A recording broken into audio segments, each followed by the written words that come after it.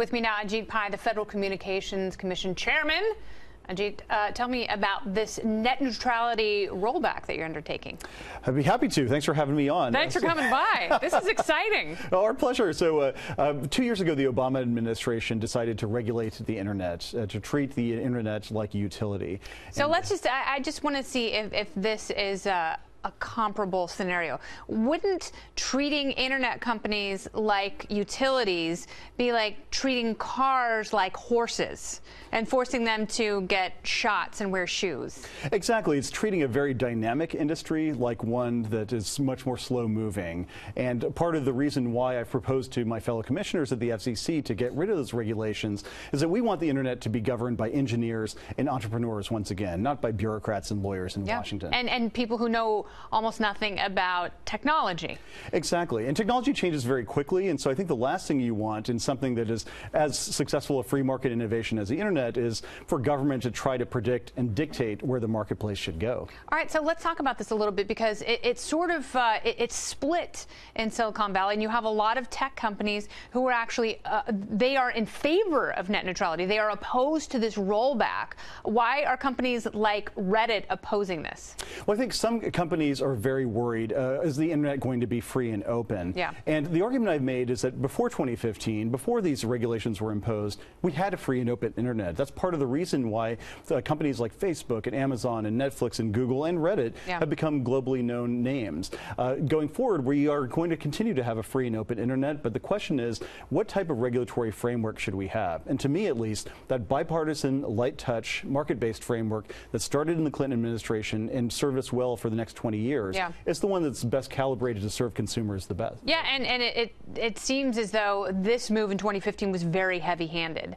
And it seemed like they were doing something very egalitarian, making sure that every company, even teeny tiny providers and content providers, were able to have their stuff accessed at the exact same speed. But that's not how the free market works. Exactly, and part of the reason why we've said that these regulations are misplaced is that there wasn't a market failure here. It's not like the internet was broken in 2015 and we were living in some digital dystopia. And going forward, we want all kinds of companies, not the startups of the future, to be able to invest and innovate on the web. And the best way to do that is to ensure that everybody has the freedom to pursue a business plan that will serve the consumers well. And also accessing, I know at the Reason Media Awards you gave a fantastic speech, and you talked about accessing different parts of the spectrum that will make the internet even faster. So explain how rolling net neutrality back actually makes the internet faster. So two different ways. Number one, getting these utility-style, heavy-handed regulations off the internet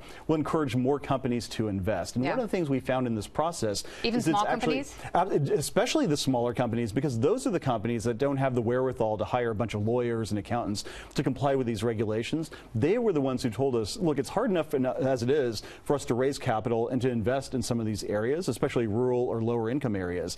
These regulations don't make that business case easier.